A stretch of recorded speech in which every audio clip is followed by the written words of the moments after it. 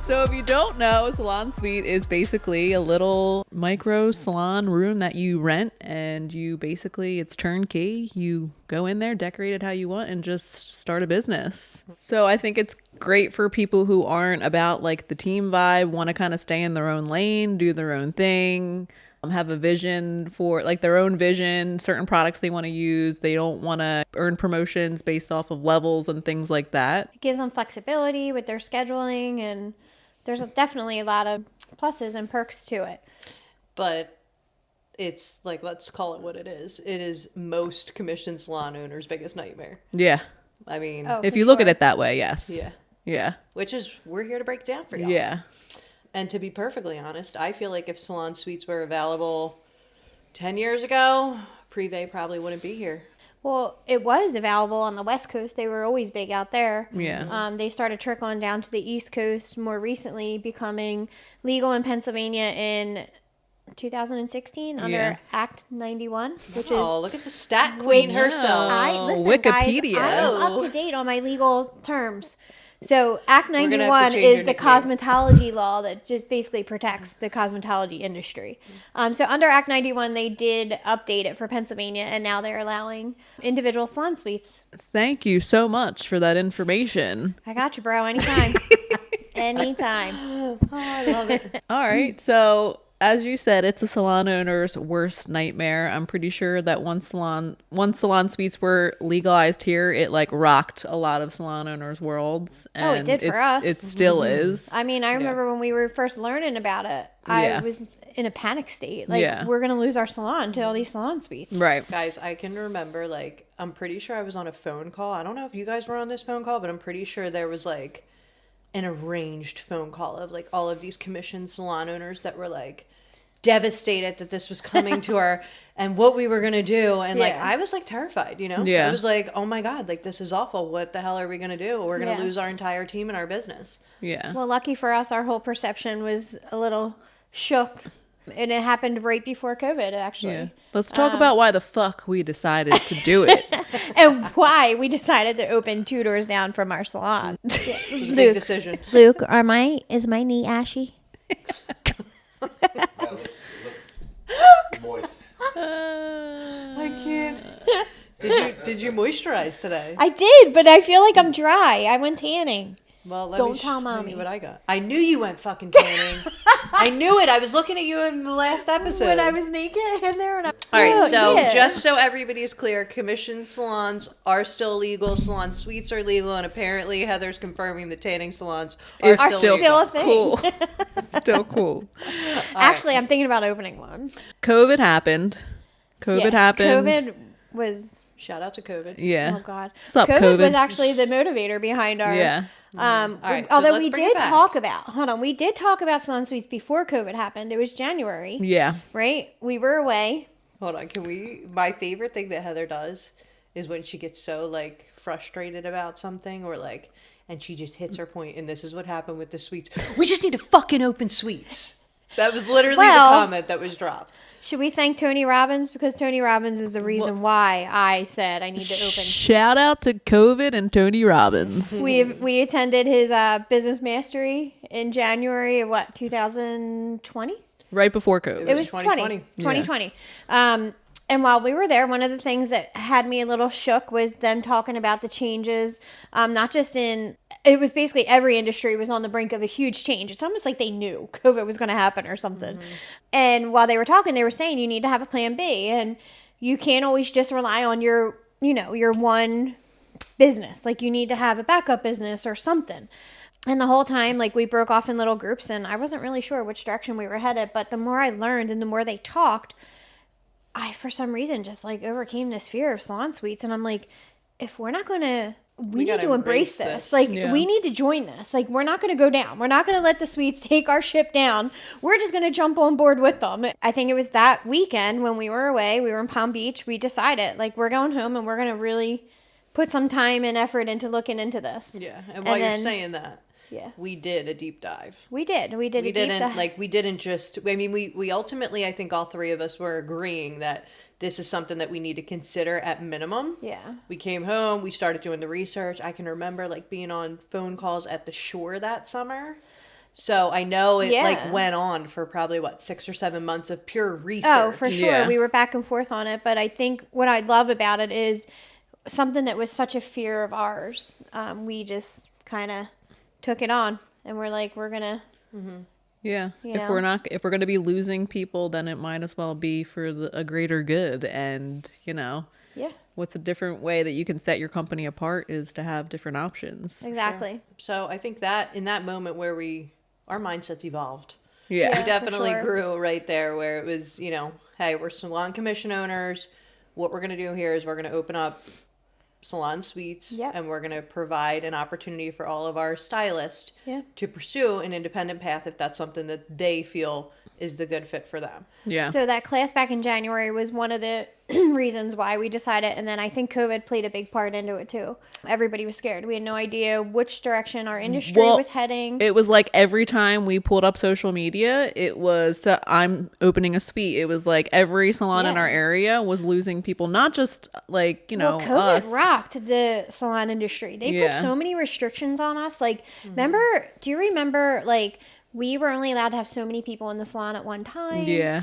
So, like, the suites kind of made sense because it was Yeah. just 2 people in there. Like, So there was a draw to the, Yeah. there was an added draw. So Yeah. if they opened in 2016 in PA, and I believe Jersey too was right around that Yep. time. They opened in 2016, 2020, COVID hit, the draw to the suite Yeah. became Yeah. like, it was like a insane. magnet. It Yeah. was everybody we knew was going independent. Not, I think our salon companies, we only lost a couple before we initially decided to do this, but there were so many salons that were being taken down by this concept. And I think that was when we knew, like, guys, it's not going anywhere. We got to embrace it. We got to get for on. sure. I don't remember how it came about that we decided to put it 2 doors down from us. I know we looked at different locations. I just can't remember. I know we did go back and forth a lot, but what was the deciding factor? Like, what did we decide, and why did we do that? I think we were scouting locations for a really long time and weren't happy with any of them. And that space was open for, quite a bit. And we were just like, Well, that was I do remember the landlord did present that space to us, and we said no. right. And then For that reason, we didn't want it to be no down. way. Hesitant. Yeah. Because, we were scared to basically open suites right next door and lose our entire team, which we were sort of risking at that time. We had Yeah. no idea. We opened 24 suites. But I think one of the big things is for us, we have such a strong culture that losing a couple stylists wasn't going to shake us too bad. Yeah, but to what we just said, we opened 24. We could have lost our entire Oh, 100%. salon. Yeah. 100%. And But we did take a risk. We took a massive risk by doing this. That was a risk we were willing to take. Yeah. While we're on this, though, this is what's interesting. Let's talk about, as owners, what our expectations were. Like, what I thought was going to happen, who was going to leave to do this, was complete opposite of what actually Oh, yeah, happened. definitely. Yeah, we were expecting more of like our more established Senior, senior stylists. I hate using senior. It makes them sound so old. geriatric. Yeah, not geriatric. Our higher level stylists, more advanced in the game. Guys, I'm just sensitive to the geriatric word. Oh, I wonder why. I'm 36 and expecting my 4th baby, and this is a geriatric pregnancy for me. Oh, you little old lady, Oh my you. God, congratulations. I've had 3. Decomposing on my left side. So Anyway, anyway, our geriatric stylist. Yeah. back to it. Our advanced stylists who have been in the game and have, established books, we were kind of thinking they were going to be the ones. Mm-hmm. They were going to come sit down with us in the office and have that talk like, I'm really considering this. Mm-hmm. So what happened? They all stayed put. They had Yeah. it too good. Yeah. I mean, working 2 days a week and making good money, you can't really beat that. Yep. But I guess since this kind of happened to you guys, like what kind of went down with the people that you did lose? So we ultimately lost 7 to the suites. Right. At the time, I believe we had They were like lower level, mid range. 18 stylists at that location. So we lost 7. We lost a big chunk. That's a third. Yeah. Yeah. The thing for me, the emotional piece of it was tough. Of course, Yeah. we love our team. We didn't want to lose any of them. I mean, a lot of them have been with you guys since like we first Day one. opened the Yeah, for doors. sure. Mhm. They were my assistants. Yeah, that's the thing. Like It's I had several of them that worked side by side with me, and when Yeah. you have that relationship, I mean, it's so deep. You know, your husbands are friends, your boyfriends, you know their families. Like it's such a deep rooted relationship that I had with some of these individuals. So when the news that they were leaving, you know, they could have been leaving to go to Alaska, and it still would have hurt. You know. Yeah. I think for us, initially, we had one that came forward and was like, I'm interested. And then we had a bunch of people that like dabbled in the idea of it. Then it got very quiet. And then as we approached the end, the we were like opening. hitting the point where, hey, we're opening in about 6 weeks.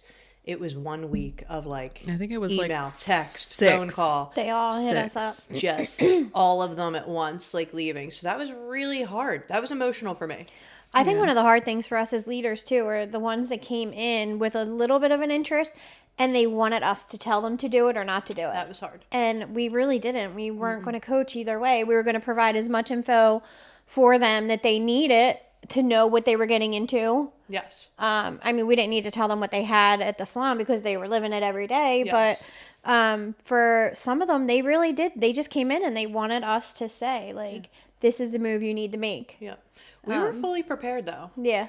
You know, we did have, we created some spreadsheets and some formulas to help them understand the definitely. money wise, because the last thing we wanted them to do was to go in to a situation where they weren't prepared. And, you know, oftentimes I think this is one of the biggest misunderstandings in salons is like, oh, the owner takes 60% of my income.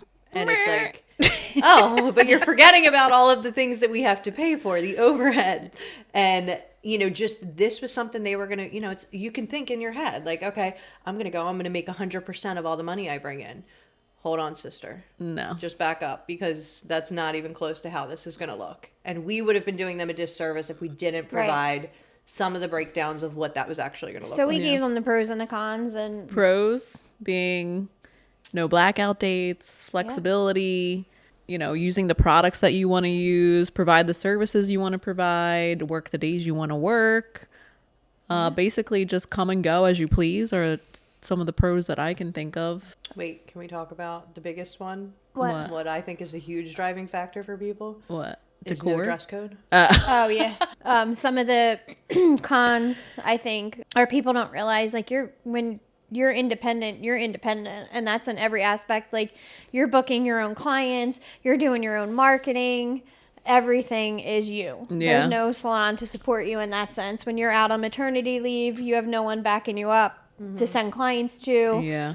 You I know? think the biggest one is probably like unhappy guests. Oh, I yeah. think like having a salon, like that is key. Like you don't have to truly deal with the situation. Like the front desk kind of like takes the bullet for you. That's true. With that, it's like you're dealing with the person one-on-one. Yeah, there's no you one to know, hide behind. If they're crazy, like you're the one that's handling it with them. And I've had several of our suite tenants now that have like called me and been like, hey, how should I handle this? Yeah. This lady's like, and you know, like I'm a mentor to them at this point. It's just they've been a part of us for so long that Yeah. I'm happy to hop on a phone call with them and coach them a little bit if needed. But there's been times where they definitely were like, I don't know what I'm supposed to do here. Like this Yeah. lady is like literally torturing me. Yeah. And, you know, my gut instinct is like, oh, I'll take care of it. Don't worry. But I can't anymore.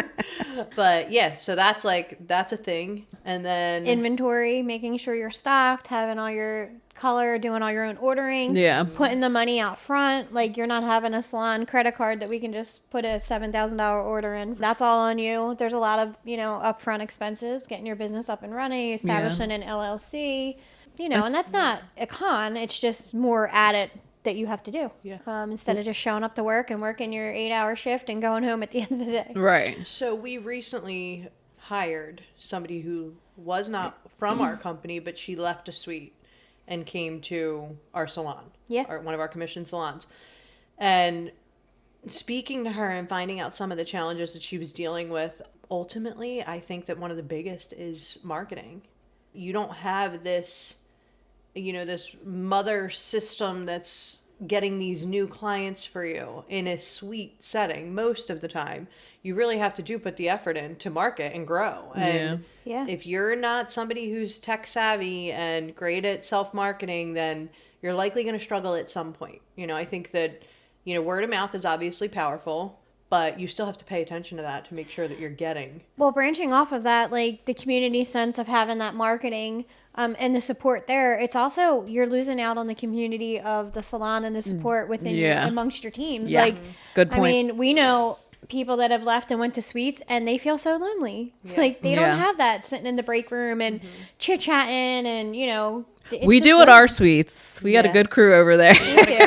We do. They definitely have their own little society going. It's awesome. For sure. And But I sing. think that that's definitely one of the downfalls of leaving a salon. It can get lonely at Yeah. times, Yeah. So interesting that we're on this topic because I feel that the salon owners who look at it in such a negative light and would, be appalled to even know that, wow, how could you do this? And there's times, I'm in all these Facebook groups for salon owners. If I posted like the truth behind it, which maybe I will now, but basically being like, guys, it's not that bad. We did it. Like we did this as commission salon owners and we've found success. And if anything, I think our team and the community feels as if we do support our team members because we literally offered them this to do this. Like most salons aren't doing that.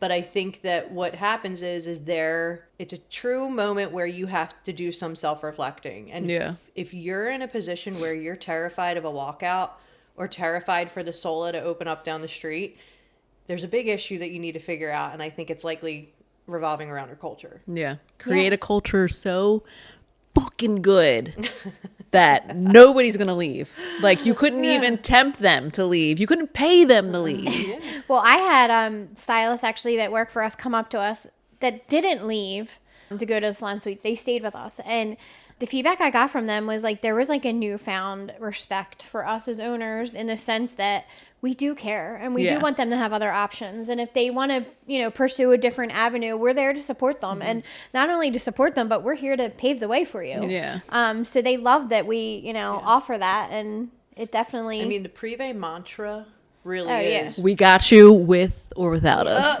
That's it. Like, we want you happy, whether it's with us or without us. Yeah. And I have said that so many times over the years to individuals. Some have stayed, some have left and then come back.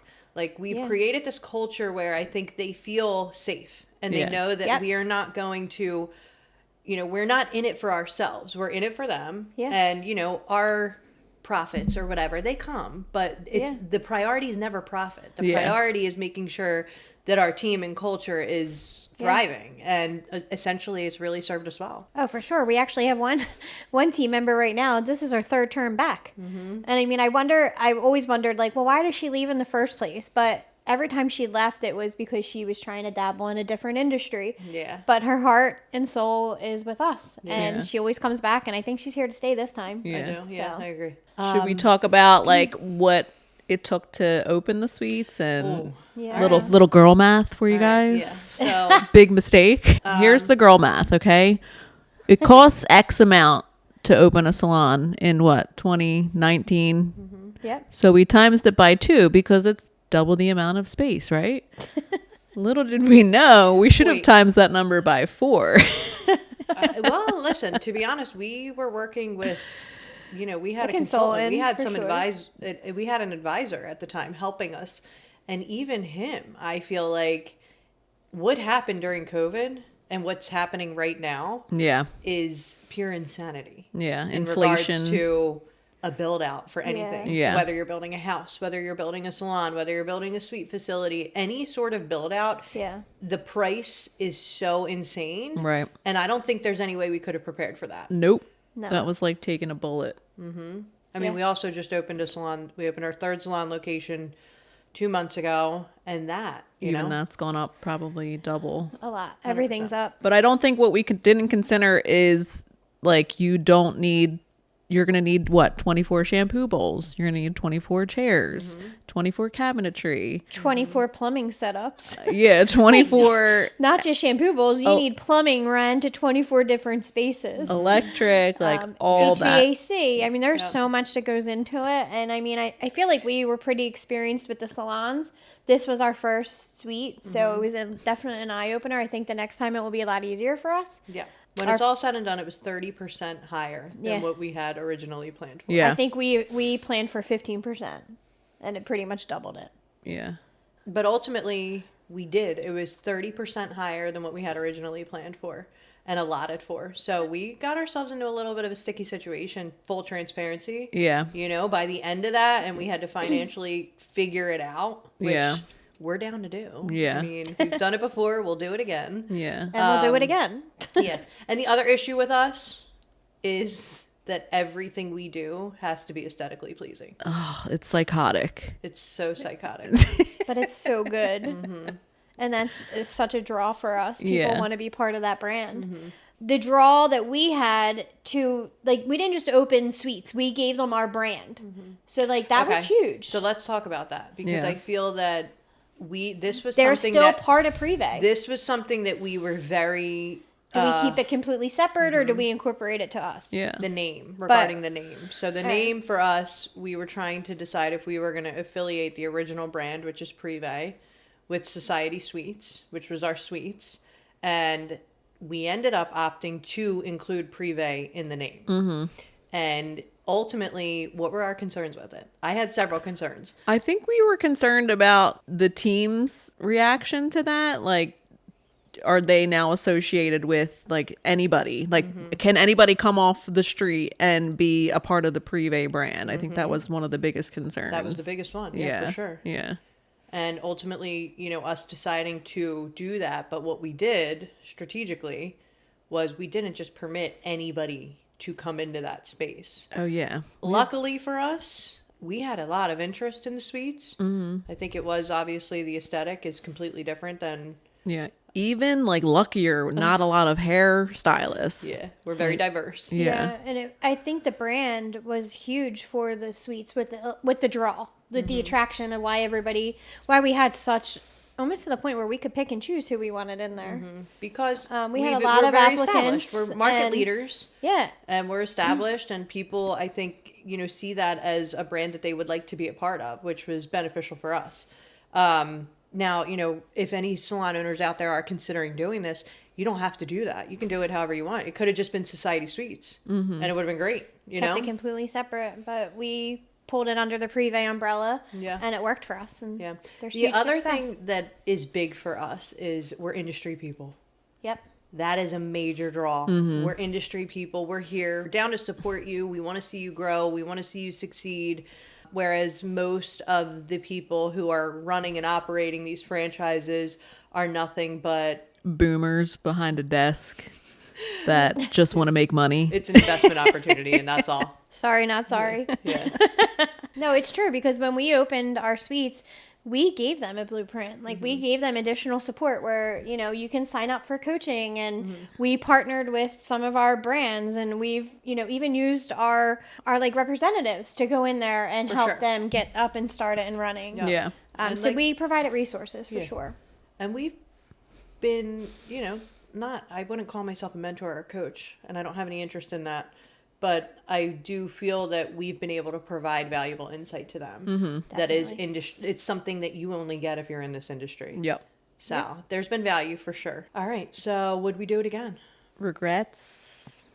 I- What regrets? I have would some definitely regrets do it again. on certain things. If the timing's right and I get that opportunity, I definitely would do it again. I think the Would biggest you? regret was the amount of stuff we had in the suites. Like, if I would do it again, I'd almost like let the suite The tenant? tenants pick whatever they want to install in I there. agree. Not Customize outfit it. them. Yeah. Yeah. I Like, agree with ours that are 100%. a little bit too turnkey. Like, Yeah, because we were in a situation where, oh my God, can you remember when we put up all the mirrors? yeah, nobody We had wanted them. And everybody's like, oh, can you take those mirrors down? And we're just going to put up our own mirrors. So now we like just invested an insane amount of money on mirrors. And then, And like, that's the funnest part about getting your own little space is picking out what you want, giving it Making its it own your own. vibe. It's Yeah. like kind of like took out the fun for them. So I sure. feel like that was probably my biggest regret is not, making sure we don't get. Scale back a bit. Yeah. Yes. Well, branching off of that, I love the fact too that our suites aren't just all hairstylists. Yeah. We have so many different industries in there. It's actually really cool and convenient. Yeah. I It's mean, great for them too. They you all like guys know refer that Yeah. I each am other. the master of manifestation over here. And I have manifested all of my favorite service providers into this one facility that I literally walk 2 doors down to get all of my services done. All right, so I have a question for you guys, both as hairstylists and salon owners. Go back. So Privé Newtown has been open for 10 years. Yep. Go back 11 years. If you had the opportunity to open a salon or a suite, what would you do? I would have been in a suite. I would have Really? been in one and it would have been a major fucking mistake. Agreed. Yeah. Like think about our life cycle right now, like having kids, being married, like where's the end for, you know what I mean? That's True. the thing. Now listen, I can remember my dad, who's your dad, our Thanks. dad, Thanks, our Mom. dad. But for our listeners who don't know this, We're sisters. basically, I'm the younger one. He not even close. It's All right, not then. even. All right, I might not be younger, but I'm the cooler one. Boom. Anyway. No, I'm Gen Listen, X. Gen X. so here's the deal: is that he was on me. I can remember being like 22 years old, and all I wanted to do was go to Miami every weekend. Like it was not about like not interested in opening a business, buddy. But he's entrepreneurial. I think he saw it in me, and he was like, "Yo, you got to do this. Like, when are you going to open a salon?" Man, when are you going to grow the fuck up? No, well, that was said several times. But he was on me about it from like 22. And I can remember being like, listen, not now, not now. Now, if suites were available at that time, I would have done it. But they I weren't. hear you. So Out. it was, I got to 26 when I was, I guess, mature. And that's when it hit. And I can remember like walking out of the salon being like, all right, I guess this is it. Like, I don't know if something, got me that day, but I was like, all right, it's time. I have to do this. And I did pursue opening a salon, which I'm so happy that we did because we have such an incredible community and cultivated this amazing brand that, we're all super Yeah. proud of at this point. But yes, I think that if the suites were available, maturity wise, I wasn't capable of seeing The the bigger big picture. I saw, Yeah. Same. I would have seen the here and now. I can Yeah. open this thing for, I don't know, $1,000, whatever it is. And I was able to do that really quick, which I think a lot of people do now. Like I think a lot of people just see this as a really easy opportunity for me to go independent and become a boss babe. Hate boss babe term So do I. from Ugh. a boss babe. But basically, they see this life that is presented on Instagram and it's like, oh, I'm a boss babe. I'm entrepreneurial. I'm going to go do this. And it's like, yeah, but that's like a micro version of Right. what could actually be. But not everybody has like the leadership skills. Like I think I'm actually happy that both of you guys didn't go in that direction for a lot of reasons. But I think seeing the bigger picture and seeing your full potential, you guys were phenomenal stylists, both of you. But you guys are phenomenal leaders and phenomenal like people growers. So I feel Thanks, like Ted, so are you. I know I am, but I'm just saying, I think you guys made the right decision because you're doing everybody such a service by, not only doing great hair, which, you guys, I don't know how great your hair is anymore that you do, but I know that you guys run and manage amazing businesses and people. So I think thanks. we would have On got that note. bored. I think we would have got bored real quick. We Just, would've. Oh, I yeah. agree. Oh my God. Well, if I did it, you did it. Yeah. you guys That probably would was have had a how double it was. suite It's a together. package deal. That's how it was going. It was going to be me and you side by side. Yeah. Whatever. That's how it would have went. Dana would have But- jumped in there at some point. Yeah. But ultimately, I guess that, I don't have any regrets. I mean, maybe some regrets on small things. Micro. Would have done it again. Would do it again if I was a billionaire. Yeah. You know what, speaking of though, why don't we mention how we've had so many people pursue us since then about partnering? Yeah. That's true. Since this has opened, like, I think a lot of people look at it as an investment thing, and we've had several individuals come to us that want to do it and would like to partner, and we have not done that or pursued, and none of our businesses have been something where we've had investors or partnerships in that regard. I think just because we have like strong views on how we want things done, and Yeah, we don't there's want to have another. No flexibility on that. Yeah. Yeah, this is our brand, and that's like protected at all costs. Yep. So, on that note, we are signing off. I hope you enjoyed this segment of the Go Ham podcast where we broke it down to why we opened Salon Suites just 2 doors down from our commissioned salons. All right, we'll see you on the next one.